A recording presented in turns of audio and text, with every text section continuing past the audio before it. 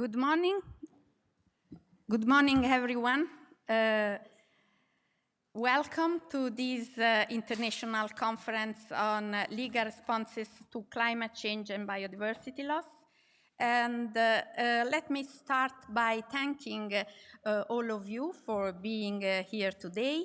It's a pleasure to see many colleagues, friends, and even students gathered together to discuss this important and vital complex topic. A very special thank goes to our colleagues who have traveled from abroad to be with us, in particular to our Chinese colleagues. And I also would like to thank all the institutions and partners that have supported this initiative, as well as the team, and in particular, the University of Basel, with which we have built a long-standing cooperation through the Maritime Safety and Security Law Journal. This event is part of a broader effort developed within the Next Generation EU project for the creation of the National Future Biodiversity Center, within the framework of which we have been working on legal aspects of maritime spatial planning. That is a fundamental area for managing and protecting marine ecosystem in a sustainable way. So the purpose of this event, this 2 days event, is mainly to contribute to a deeper reconstruction of the international obligations of states in the field of environmental protection, and particularly their duties to combat climate change and prevent biodiversity loss. These issues are at the center of discussions. In these days, we also have the meeting of Conference of Parties, the 30 meeting, COP30, Conference of Parties of the United Nations Framework Convention of Climate Change. So we are very very curious to know which will be the result of this meeting, and the global attention on to these matters has also pushed the states to move with unusual speed in ratifying the most recent major international agreement, that is the agreement on the conservation and sustainable use of marine biological diversity beyond the national jurisdiction, the so-called BBNJ agreement, that will enter into force on January 2026. So the discussion we will have these days are inspired by a remarkable trend that is emerged in recent years. That is the growing tendency to turn to court and tribunals to push governments and sometimes even corporations to take stronger and faster action against climate change, and increasingly recently also against the loss of biodiversity. In our first panel, we will examine 3 recent landmark advisory opinions issued by 3 different international courts, and these opinions represent extremely significant milestones in clarifying the current obligations of states under international law in the context of climate and environmental crisis. So they offer an unprecedented opportunity to understand how international law is evolving. So we will also analyze a landmark judicial case. For the first time, the European Court of Human Rights has recognized in a binding judgment a violation of fundamental rights due to insufficient action on climate change. The second panel, we will take a comparative view of these developments, examining the evolution of climate change in civil law systems, common law system, and also within the Chinese legal system. It will also highlight how the link between environmental protection and the enjoyment of fundamental rights has become a cornerstone of contemporary judicial reasoning. In panel 3 tomorrow, we will move to some challenging issue and also to the very foundations of international law, especially for small island states or for countries significantly affected by rising sea levels. We will discuss how major treaties regime are adapting, and we will also examine new mechanisms of environmental protection that are emerging beyond traditional international conventions. The last panel of tomorrow, the fourth panel, will bring us back to the ocean, examining how the law of the sea is evolving to respond to environmental and climatic changes. This field is particularly dynamic, and as we can see also thanking to the BBNJ agreement I mentioned. The conference is also a moment of celebration. We are celebrating the 10th anniversary of the Maritime Safety and Security Law Journal. That is an output of a project that was to which participated many of the colleagues present today. And this anniversary allows us also to reflect on what it means to build a truly international editorial project and on the importance of open access in making high quality legal scholarship accessible to all. So I want to thank you all, but my gratitude goes also to Minister Plenipotentiary Stefano Zanini to be here today. He is head of the Office for International Treaties and Diplomatic Litigation at the Italian Ministry of Foreign Affairs.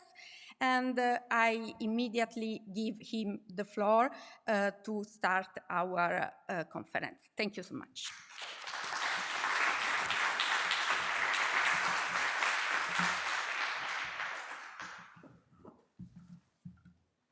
Posso appoggiare qua? Non distruggo niente, no?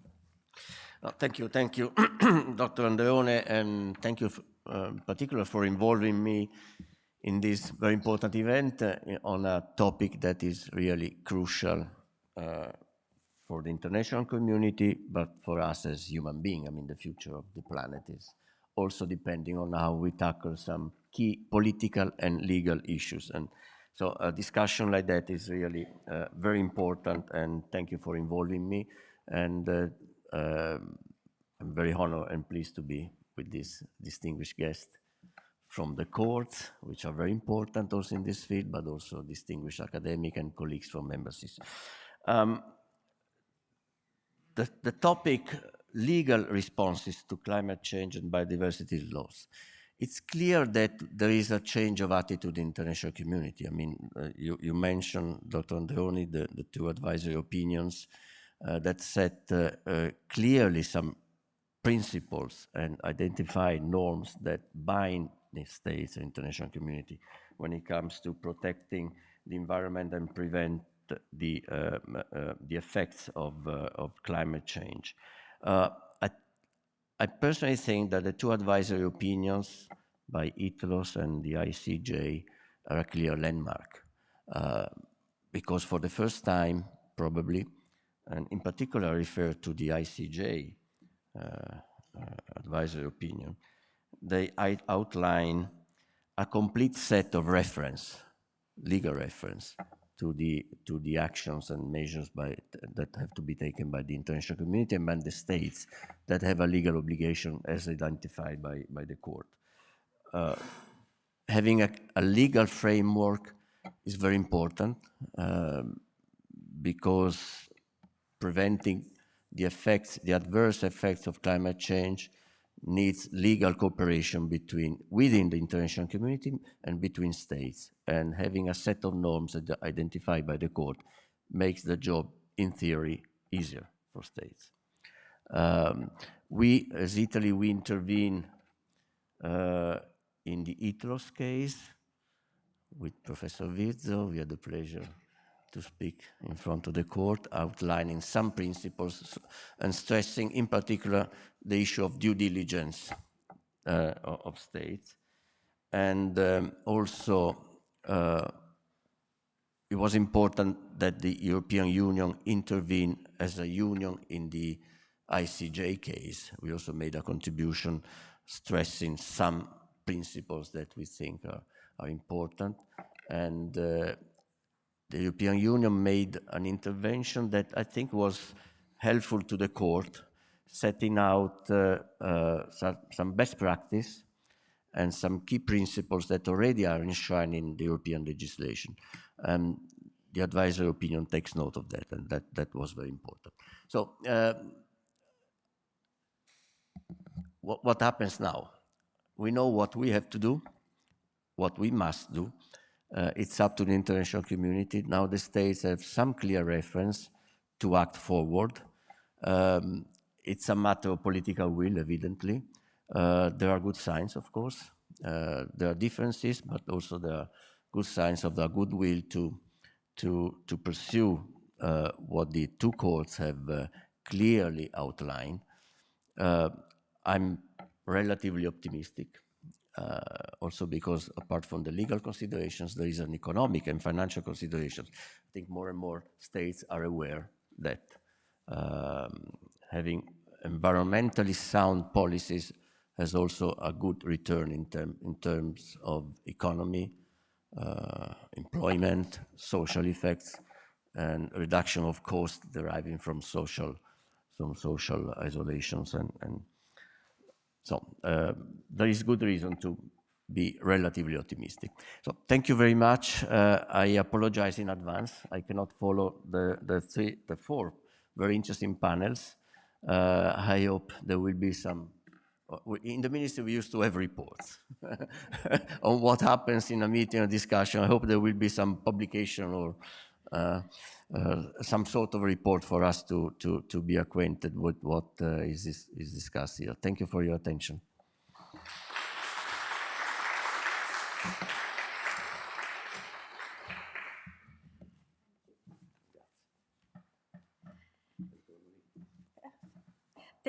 Thank you so much. Actually, there will be a registration of all the event, so it will be online afterwards. I also would like to thank the representatives of the Chinese embassy in Rome that are present today, that are attending, because of our continuous collaboration has much enriched our work recently.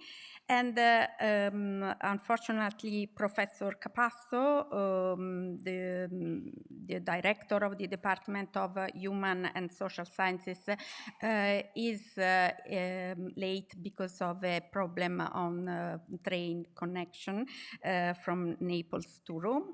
And so I am very thankful also to Francesca Zedda, that she is representing today the CNR Department of Earth System Sciences and Environmental Technologies, with whom we have collaborated fruitfully for many years. So I give you the floor, Francesca. Thank you.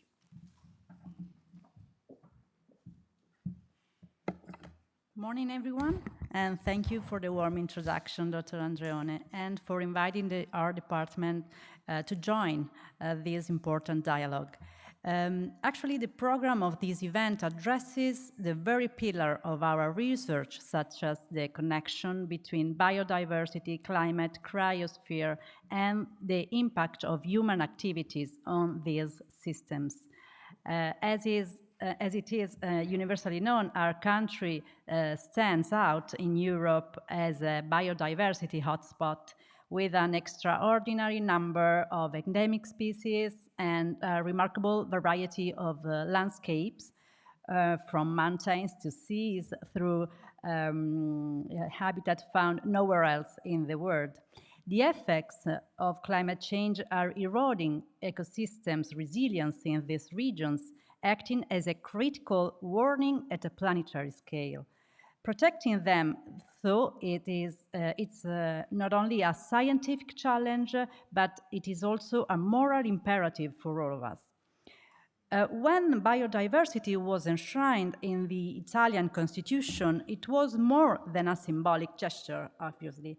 It was a powerful call to action, and CNR, and our department in particular, gave a strong and immediate response. In that framework, the National Recovery and Resilience Plan, through the creation of the first national center dedicated to biodiversity, gave us a unique opportunity to launch ambitious projects. And now those projects require our attention, require fresh energies and a bold vision for the future. One of the most significant outcomes of our effort is the Biodiversity Science Gateway, in which CNR, together with the National Biodiversity Center, is deeply involved. This is not just a platform, this is a very special bridge between science and society. It combines physical and digital infrastructures to deliver research services aimed at safeguarding and also enhancing biodiversity. Its mission is clear: to make those services available, appealing, significant, and relevant for Italy, for Europe, and for the global community at large.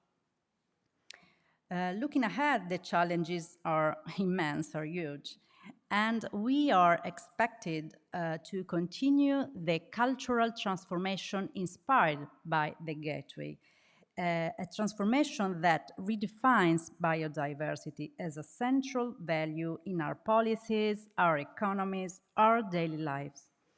Its long-term sustainability will depend on our ability to strengthen its foundations, so connecting scientists with businesses, public administrations, conservation professionals, and citizens. Because we strongly believe that biodiversity is not just a scientific topic, is a shared responsibility. To achieve new targets, we also need strong information systems, innovative communication strategies, and services designed for both physical and digital environments. During the last years, we have worked a lot to bring biodiversity loss and climate change into policy agendas, and we believe that these must stand alone as a priority. Moreover, research and innovation in these fields obviously require a multidisciplinary approach integrating knowledge from diverse scientific fields and aligning it with multiple policy domains. Having amended our Constitution, among our fundamental values, we affirm that the Republic must preserve biodiversity for the benefit of future generations, and this represents a profound shift.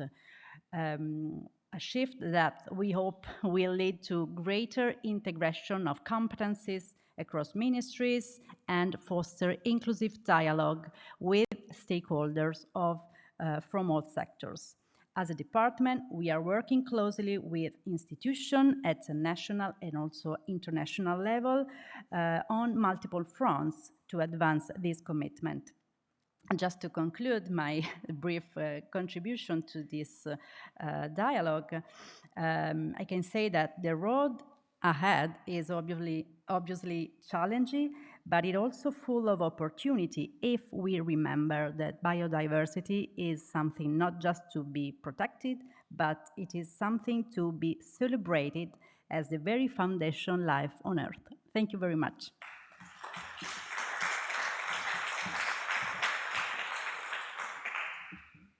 Thank you so much, Francesca. And now I have the pleasure to invite all of you to have a welcome coffee in Sala Laguna, and then we will have the first panel later. Thank you.